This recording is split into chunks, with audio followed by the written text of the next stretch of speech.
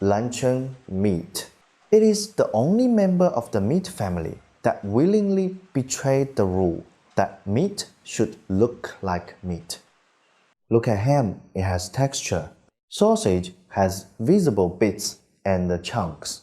Even bacon proudly shows off its beautiful streaks of fat and lean meat. But luncheon meat looks more like a lifeless block of modeling clay. Slice it open and there's no texture, no chunks, not even a line of fat. When it's sliced out of the can, it doesn't even bother pretending a standard industrial rectangle with rounded corners and ribs stamped into its sides by the can. If you pointed at this thing and told someone who never seen it before this is meat, they'd probably think you were messing with them. And yet, this fake meat that seems to have given up even its dignity has survived from 1937 to 2026, almost 90 years. Over those 90 years, VHS tapes, pagers, and film cameras all disappeared. But luncheon meat is still here. It didn't just survive. It quietly invaded late-night food culture around the world. Every late night when you are too exhausted to cook, every weekend when you can't even be bothered to turn on the stove, it's sitting there, staring at you with the same expressionless poker face it's always had. How did the least meat-like meat in the world become harder to replace than real meat?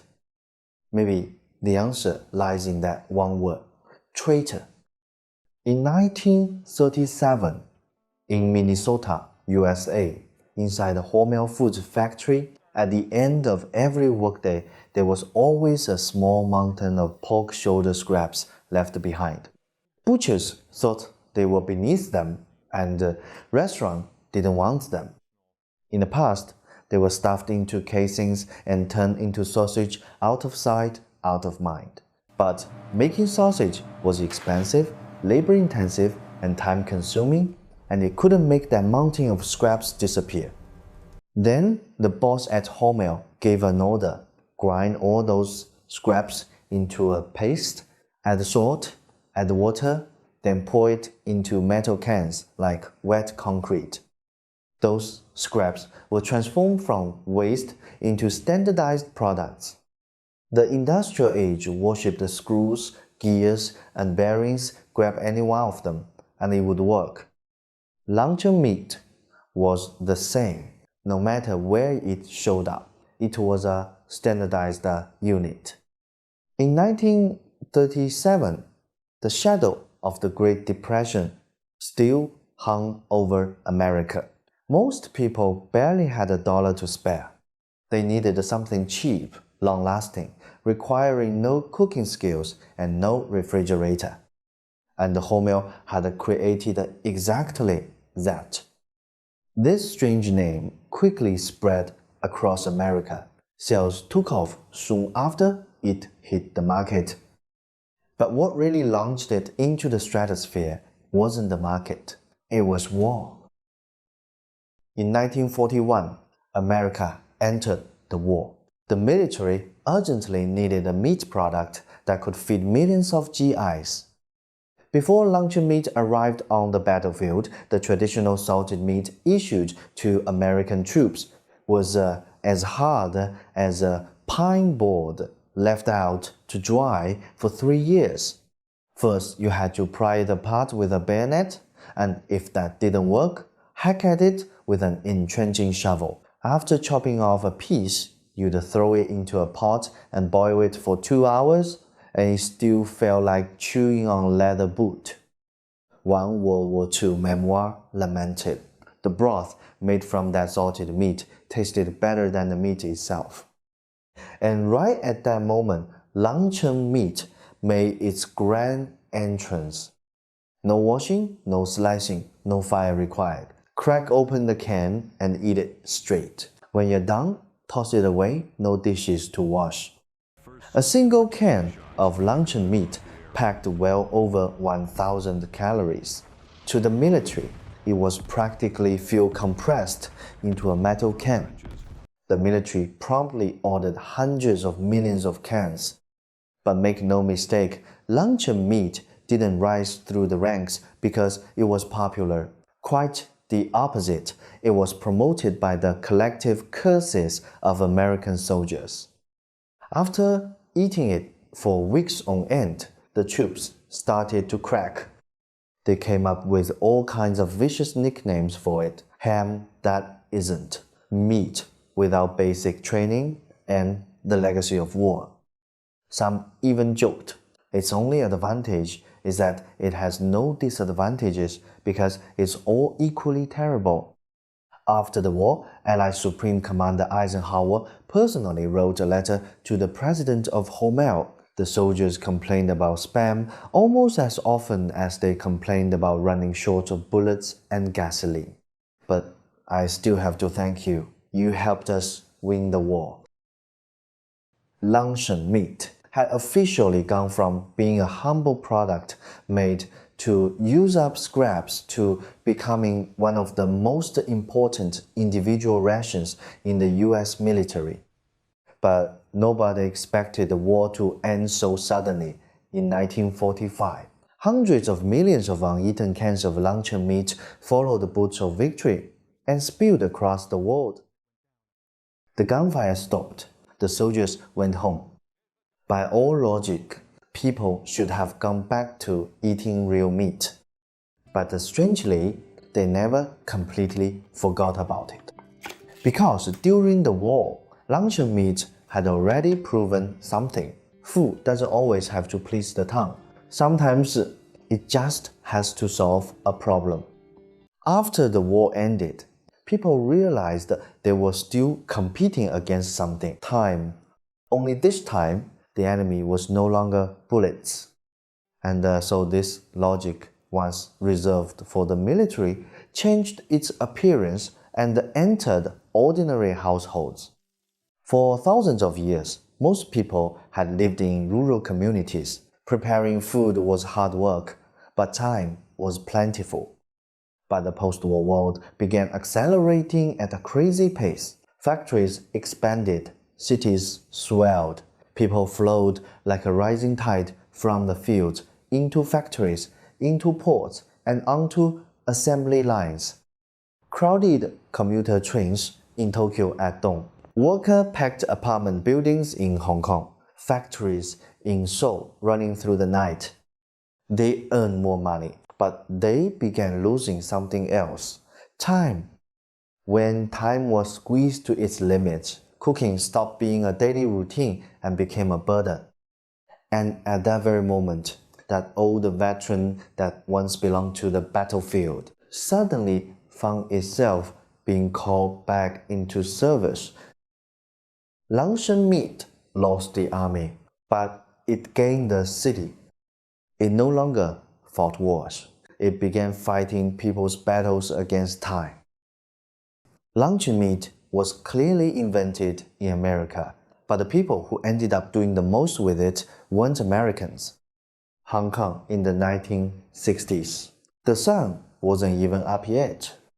Steam began rising outside the Qiaochangteng. The lines of people waiting for buses grew longer and longer.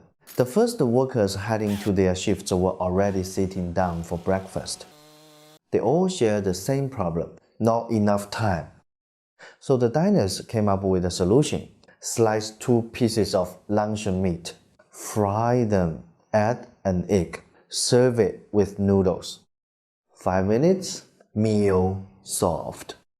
Nobody cared whether it was a premium ingredient. What mattered was this: it was always there, today, tomorrow, and next month too. And suddenly, luncheon meat discovered that it had found a new job in Hong Kong. Previously, it helped save military logistics. Now, it helped save time for an entire city. Later, it discovered that Hong Kong wasn't the only place that needed disability. Wherever the pace of life kept accelerating, people would rediscover its value. In Hawaii, it slipped into rice balls. In Korea, it found its way into budae-jjigae, a stew born from supplies left behind by US troops. People gave it different names. They gave it different flavors. But what they needed was actually the same thing: convenience, reliability, always available. Eventually, people realized that luncheon meat had a very unusual advantage. It has almost no identity of its own. Other foods travel abroad and fight hard to remain exactly what they were. French cheese insists on being French cheese. Italian ham insists on being Italian ham. Only luncheon meat doesn't care. Whoever needs it, that's what it becomes. It never conquers the world. All it does is occupy your hunger. It never tries to be the tastiest thing you can eat. It only tries to always be there. Always being there. Behind that phrase lies a deeper secret. Have you ever wondered how it manages to always be there? The answer is this: it has been doing the same job all along: preparedness. In the past, it helped armies prepare for war. Today, it helps ordinary people prepare for the future. And if we zoom out even further, we find that reserve isn't just the story of luncheon meat. It's one of the most important habits of modern civilization. For most ordinary people, storing food for the long term used to be extremely difficult. Catch a fish, don't eat it that day. By the next day, it might already be spoiled. The distance between food and time was very short. Most people lived in what we might call an immediate mode. But the industrial age changed everything: railroads, canned goods, cold storage, refrigerators. For the first time, humanity gained the ability to fight against time. And so a new habit of civilization was born: prepare in advance. Store food, store oil, store energy. They seem completely unrelated, but at their core, they're all doing the same thing: taking tomorrow's problems and solving them today. A typhoon may come, a war may come, a job may be lost. Nobody knows what tomorrow will bring. Luncheon meat doesn't chase pleasure the way a steak does, nor does it pursue ceremony the way French cuisine does. Its purpose is remarkably simple. When the unexpected happens, it makes sure there's still something to eat. Because civilization isn't sustained by the most extraordinary things, it's sustained by the most reliable ones. Imagine someone working overtime until 10 at night. He drags himself home. He opens the refrigerator. There's nothing inside. He doesn't have the energy to study recipes. He doesn't have the energy to visit a market. He just wants to solve the problem immediately. At that moment, luncheon meat won't surprise him, but it won't betray him either. In wartime, that certainty was called survival. During urbanization, that certainty was called efficiency. And today, that certainty feels more like security. Over the past century, the world has never stopped changing. Wars, migration, economic crisis, and overtime culture.